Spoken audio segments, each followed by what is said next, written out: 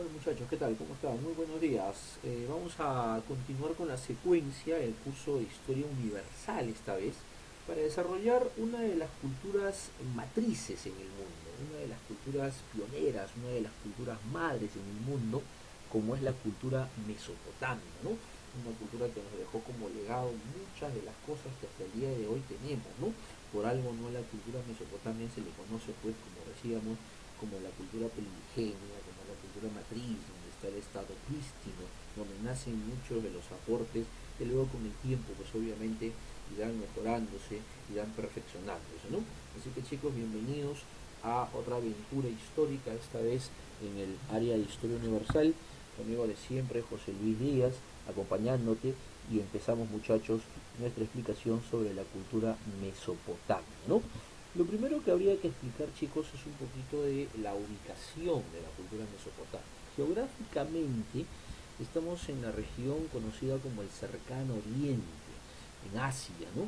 Algunos también lo llaman a esta zona el origen de la media luna fértil, porque recuerda que aquí es donde empieza la agricultura, acompañado de la zona de Egipto, ¿no? Toda la zona que está de fondo de verde es la zona conocida como la media luna fértil, es decir, donde nace la agricultura por primera vez, ¿no? Es una zona también conocida etimológicamente, si queremos usar la etimología aquí, viene el término de meso y potamos, entre ríos, ¿no? Los ríos que puedes apreciar también en la pantalla, el río Éufrates y el río Tigris, ¿no? Que desembocaban en el Golfo Pérsico. Toda esta zona de valles, gracias a justamente a ambos ríos, se destacó económicamente por la agricultura y la ganadería, ¿no? Aunque habría que hacer una pequeña diferencia, ¿no? Toda la parte norte, la región montaña, es dedicada a la ganadería, donde puedes ver ahí que está Asiria, la parte norte, Nínive, su capital. En cambio, la zona baja, la zona de valle, la zona de llanura, era fértil en cuanto básicamente a agricultura, por las constantes inundaciones, desbordes de ríos que dejaban fertilizado aquel lugar, ¿no?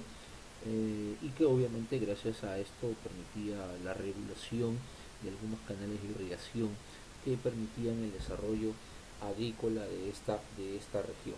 Entonces chicos, más o menos la ubicación es esa, es el actual país de Irak, también por cierto, y limitando a la mano derecha para ustedes con los montes Sagros en la parte occidental, para dar origen a lo que hoy día también es conocido como el Imperio Persa, ¿no? Que será motivo de una conversación posterior también. Listo muchachos, entonces eso en cuanto a ubicación primero. Dos características principales de la cultura mesopotámica, como ya decíamos, es la cultura matriz, surge más o menos allá por el 4000 antes de Cristo, es casi contemporánea a nuestra Caral. Recuerda que Caral es del 3500, 3000 antes de Cristo, ahí cerca a Caral, más o menos en la historia peruana. Etimológicamente ya mencionábamos, estamos por la zona de Irak, Mesopotamia, Entre Ríos, y que desembocaron en el Golfo Pérsico, como vimos en la imagen anterior. Los periodos históricos, que es lo más importante seguramente a conversar de la cultura mesopotámica, fueron los cinco que aprecias en la pantalla, ¿no? El periodo sumerio, el periodo acario, el primer imperio babilónico, el periodo asirio, el periodo neobabilónico, conocido también como segundo imperio babilónico. Empezamos a conversar de cada uno de los periodos y los aportes, que es lo más importante que nos dejó cada uno de estos momentos o etapas, ¿no? Ahí están apareciendo en tu pantalla algunos de los más importantes datos que nos dejaron los sumerios, cultura que por cierto se desarrolló entre el 4000 y el 2500 antes de Cristo, para tener un dato más certero, ¿no? Ahí podemos apreciar un poquito de la ubicación para hacerlo más próximo, ¿no? Como el dibujito del pato Donald ahí en el medio que nos explica el guito. A ver muchachos, importancia de los sumerios.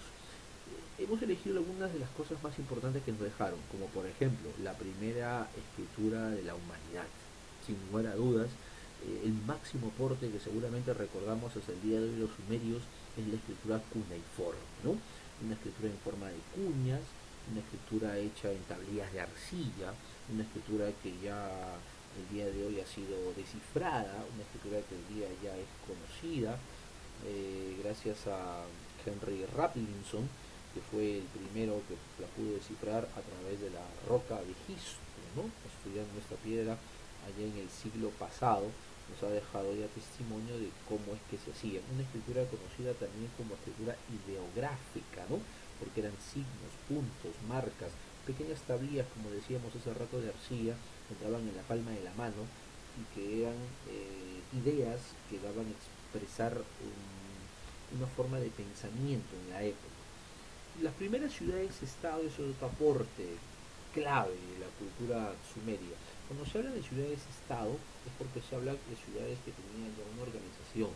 Y el primer tipo de organización en esta época de toda cultura de la antigüedad es el teocrático, ¿no? Las ciudades más importantes, creo que en el mapa también la podemos ver: Ur, Uruk, Lagash, Nippur en la parte sur, donde se destacaron los sumerios, ¿no? Las primeras ciudades-estado. Los sigurats, los primeros templos, ¿no? Hechos con barro cocido, lo que llamamos ladrillo en la actualidad, templos o centros de gobierno, porque recuerda que cuando hablamos de templos en un estado teocrático, en un estado teocrático, hablamos del templo no solamente con una función religiosa, con una función política, ahí vivía el que gobernaba, que por cierto, el sacerdote se llamaba Ensi o Patesi, también se le conoce al sacerdote en esta época, era el que con sus predicciones, con sus comunicaciones entre comillas con los dioses, eran jefes, sacerdotes, funcionaban como pitonizos, adivinos, conocedores de lo que iba a suceder, lo cual les hacía obviamente merecedores a mucho respeto e importancia, ¿no? Cultura politeísta, la cultura mesopotámica. En cuanto a ciencias, nos dejaron a los primeros astrónomos en el mundo. Los sumerios fueron los primeros en observar planetas, en observar constelaciones, el calendario lunar en sus cuatro fases, los meses del año, que llegaron a contabilizar 360 días y calendarios de 28 días cada uno de ellos. Podríamos aumentarlo en cuanto a matemáticas, ¿no? Conocimiento del sistema sexagesimal, medición de la circunferencia en 360 grados sexagesimales, es decir, un aporte muy significativo al conocimiento actual que tenemos. Tal vez hasta en literatura podríamos detenernos, si me permites un ratito, para hablar de uno de los escritos más antiguos que han dejado ellos, el poema de Gilgamesh, o conocido también por muchos como la epopeya de Gilgamesh, considerado pues un libro sagrado que recopila los mitos, las leyendas, de fuente oral obviamente, como testimonio de la cultura mesopotámica. Entonces, muchachos, hay muchísimos aportes que nos dejaron los sumerios hasta más o menos el año 2500 antes de Cristo. Luego de los sumerios empieza a desarrollarse el periodo de los acadios.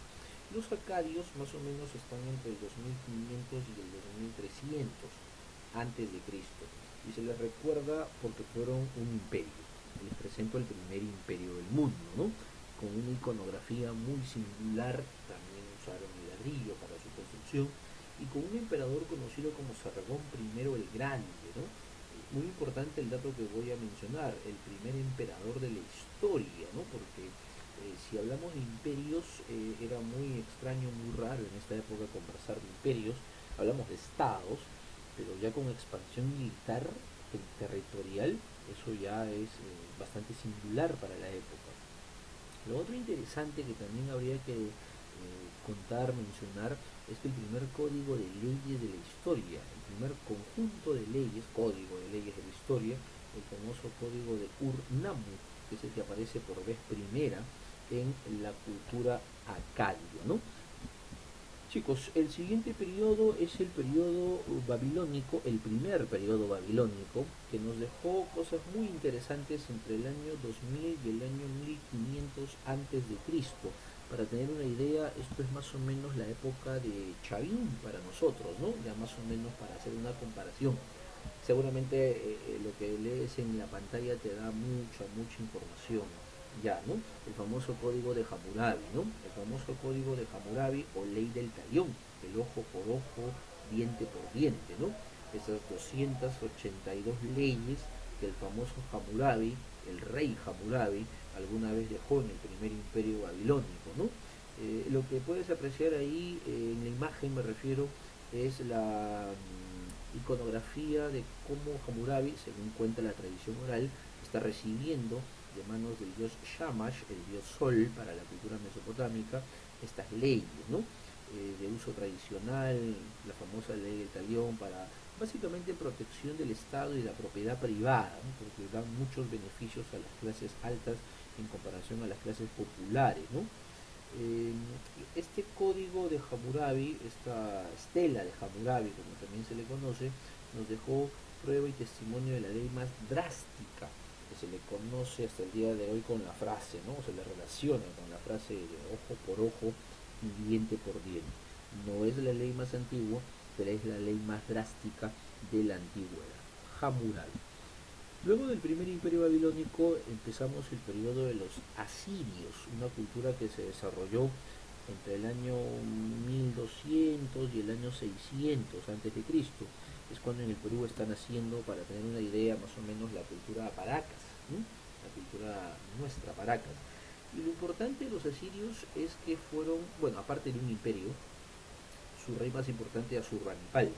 Y el famoso Surbanipal, rey más importante de los asirios, es el que creó, por ejemplo, ahí lo pueden ver en la pantalla, la primera biblioteca del mundo. Exagero seguramente cuando uso la palabra biblioteca, porque como tú entenderás no habían pues libros en esta época. Lo que se encontró en Nínive, al norte de Mesopotamia actualmente, al norte de Irak el día de hoy, es un gran conjunto de tablillas de arcilla. Se calcula que 50.000 tablillas de arcilla fueron guardadas, depositadas en este lugar, ¿no?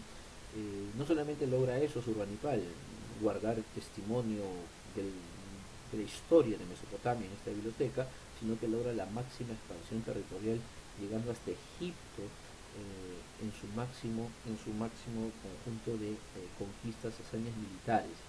Y lo otro, seguramente las esculturas, ¿no? Que acaban de aparecer ahí en la pantalla también, los famosos toros alados, ¿no? Que son seguramente la escultura más conocida de la cultura mesopotámica, aunque su nombre tal cual artístico es querubes, ¿no? Genios alados. Una imagen híbrida, podríamos llamarla seguramente, porque tienen cuerpo de toro, patas de león, alas de águila y cabeza humana, como puedes apreciar en la imagen, ¿no? Y representados, perdón, con 5 patas, se colocaban en la parte delantera de los palacios o lugares de gobierno de la cultura siria para infundir cierto temor, miedo, protectoras de los templos o protectoras de los lugares de caracteres políticos, ¿no? Algo así como los cabezas clavas en Chavín, por ejemplo, también tenían su rol, su papel similar. Y finalmente, muchachos, el segundo imperio babilónico, esto ya es entre el año 600 y el año 500 antes de Cristo. Ya estamos cerca más o menos al desarrollo de las culturas como Egipto, hebreos, fenicios, ¿no? Para tener una idea. Y en el Perú pues ya estamos en la transición del periodo formativo, el periodo del primer desarrollo regional, ¿no? En el periodo neobabilónico se destaca básicamente la construcción de los jardines colgantes de Babilonia. Nabucodonosor II, su famoso rey, es el que las mandó a construir, esta maravilla de la antigüedad, ¿no? Es muy conocida en la época. Y obviamente la muerte de Nabucodonosor genera pues una decadencia, los persas empiezan a llegar por primera vez a esta región, los persas que venían del territorio hoy de Irán, vecinos, cruzando los montes Sagros, y finalmente el último rey babilónico, Baltasar, el último rey de Babilonia, y con esto la cultura mesopotámica llegará a su final, ¿no? Siendo conquistados por los persas, que luego pues, van a convertirse en el imperio más grande del Asia, ¿no? Y con esto, chicos, terminamos este viaje por la cultura mesopotámica, una cultura importante que nos dejó como legado muchas cosas. En el término legal, ley; en el término militar, imperio; tal vez en la parte cultural, muchas más cosas, ¿no? Escritura, de repente hablábamos hasta de el uso del ladrillo, matemáticas, literatura, muchos aportes de Mesopotamia, de ahí que se le conozca como la cultura primigenia, matriz en el mundo. Ha sido agradable, chicos, estar con ustedes. Gracias por el tiempo, por la paciencia. Nos vemos la siguiente sesión para continuar conversando de lo que más nos apasiona, que es el curso de historia. Gracias, chicos, otra oportunidad.